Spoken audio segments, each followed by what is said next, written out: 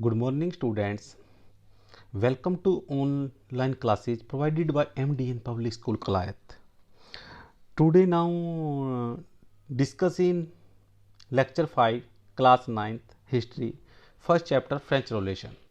This lesson is very long and be clear. Now today start. France abolishes monarchy and becomes a republic. France abolishes monarchy and becomes a republic. इसका अर्थ क्या बना बेटा?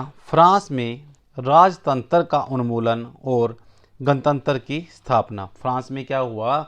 जो राजतंत्र था उसका तो उन्मूलन हो गया और गणतंत्र की स्थापना। The situation in France continue to be tense during the flowing years. France की स्थिति आने वाले वर्षों में तनावपूर्ण बनी रही। जो फ्रांस है उसकी स्थिति आने वाले वर्षों में तनावपूर्ण रही, क्योंकि ऑल्दो लुई 16वां had signed the constitution he entered into secret negotiation with the king of Prussia. क्यों बने? क्योंकि यद्यपि लुई 16वां ने संविधान पर हस्ताक्षर कर दिए थे, परंतु प्रशिया के राजा से उसकी गुप्त वार्ता भी चल रही थी। Rulers of the other neighboring countries too were worried by the developments in France and made plans to send troops to put down even that had been taking place there since the summer of 1789। France की घटनाओं से अन्य पड़ोसी देशों के शासक भी चिंतित थे। क्यों थे? इसलिए थे वो क्योंकि 1789 में की गर्मियों के बाद होने वाली ऐसी घटना को नियंत्रित करने के लिए इन शासकों ने सेना भेजने की योजना बना ली थी।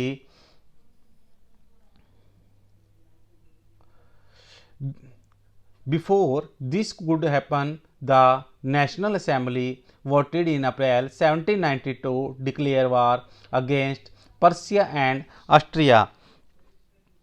अप्रैल 1792 में नेशनल असेंबली ने पर्शिया एवं ऑस्ट्रिया के विरुद्ध युद्ध की घोषणा का प्रस्ताव पारित कर दिया था। दे सा thousands of volunteers thrown from the province join the army। क्या हुआ? प्रांतों में से हजारों वॉलंटियर्स क्या होते हैं बेटे? स्वयंसेवी सेना में भर्ती होने के लिए जमा होने लगे। They saw this a war of the people against king and अटरेस्ट ऑल ओवर यूरोप। उन्होंने इस युद्ध को यूरोपीय राजाओं एवं कुलीन के विरुद्ध जनता की जंग के रूप में लिया।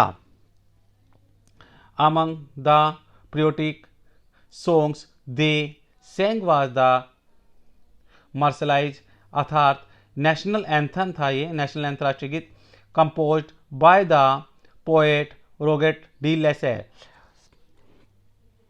उनके होठों पर देशभक्ति के जो तराने थे उनमें कवि राजेट दी लायल द्वारा रचित मर्सले भी था। यह जो गीत था, it was sung for the first time by volunteers from Marseilles as they march into the Paris and so got its name. सबसे पहले यह गीत मार्सिलेस के स्वयंसेवियों ने पेरिस की ओर कूच करते हुए गाया था। The Marseillaise is now the national anthem of the France. इसलिए इस गाने के नाम मार्सिले हो गया, जो अब फ्रांस का राष्ट्रीय गान है। क्वेश्चन आता है बेटा, फ्रांस का राष्ट्रीय गान कौन सा है? मार्सिले। नेक्स्ट पहला है अपना, the revolutionary wars brought losses and economic difficulties to the people. क्रांतिकारी युद्धों से जनता को भारी हानि एवं आर्थिक कठिनाइयों का सामना करना पड़ा। While the men were having the fighting in at the front, women were left to cope with the task of carrying a living and looking after their families. पुरुषों के मोर्चे पर चले जाने के बाद घर परिवार और रोजी रोटी की जिम्मेदारियां औरतों के कंधे पर आ पड़ी. Large section of the population were the convinced that the revolution had to be carried further as the Constitution of 1791 gave political rights only to other richer section of the society. देश की आबादी के एक बड़े हिस्से को ऐसा लगता था कि क्रांति के सिलसिले को आगे बढ़ाने की ज़रूरत है. क्यों? बिकॉज 1791 में, क्योंकि 1791 के संविधान में सिर्फ अमीरों को ही राजनीतिक अधिकार प्राप्त हुए थे. Political clubs becomes an important rallying point for people who wish to discuss the government policies and plan their own from the action. लोगों को राजनीतिक क्लबों में अड्डे जमा कर सरकारी नीतियों और अपनी कार्य योजना पर बहस करते थे.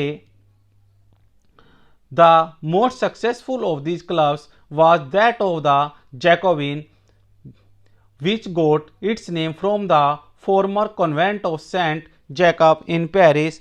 इनमें से जैकोबिन क्लब सबसे सफल था, जिसका नाम पेरिस के भूतपूर्व कॉन्वेंट ऑफ सेंट जेकब के नाम पर पड़ा, जो अब इस राजनीतिक समूह का भी एक अड्डा बन गया. Women too who had been achieved throughout this period formed their own clubs. इस पूरी अवधि में महिलाएं भी सक्रिय थी और उन्होंने अपने अपने क्लब भी बना लिए. Section for the chapter will tell you more about their activities and demands. इस अध्याय के चैप्टर 4 में हम उनकी गतिविधियों एवं मांगों के बारे में भी जानेंगे. The member of the Jacobin club belonged mainly to the less prosper section of the society.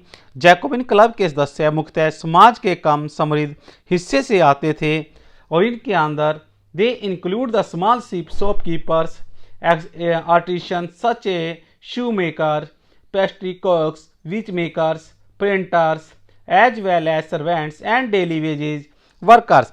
इनमें छोटे दुकानदार, कारीगर, जूता बनाने वाले, पेस्ट्री, घड़ीसाज, छपाई करने वाले नौकर व दिहाड़ी मजदूर भी शामिल थे. The leader was Maximilian Robespierre, जो उनके नेता थे मैक्सिमिलियन रोब्रियर था. A large group of among the Jacobin decided to start wearing long strip trousers similarly to those worn by the dock workers. Jacobin के एक बड़े वर्ग ने गोदी कामगारों की तरह धारीदार लंबी पतलून पहनने का निर्णय किया.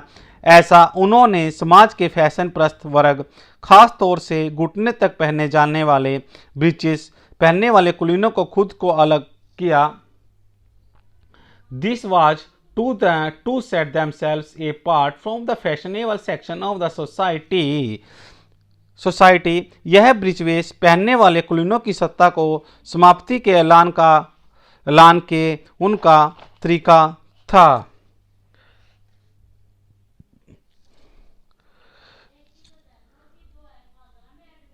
नोबल हु होर नी ब्रांचेज, और जो उसके वो ब्रीचेस पहनते थे बेटा, जैसे वो घुटनों तक भी आते थे. It a way of a proclaiming the end of the power while by the knee branches. जो इसलिए जैकोबिन को सोकुलात के नाम से भी, किसके नाम से बेटा, दी जॉइन जैकोबिन, उसने लिखा है देखो अगले, दी जैकोबिन के to be now as the liberate. उनको किसके नाम से जाना जाता था? सोकुलात के नाम से भी जाना जाता था. Sansculottes literally meaning those who are knee breeches, जो उसका अर्थ, जिसका शाब्दिक अर्थ था बिना घुटने वाली. सन्स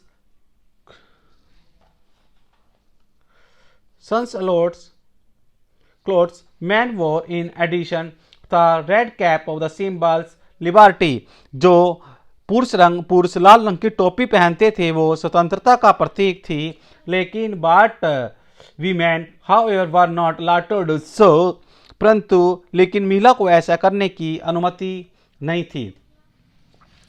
आज हमने लेक्चर 5 में पढ़ा है। कल हम लेक्चर 6 स्टार्ट करेंगे। Thank you, have a good day.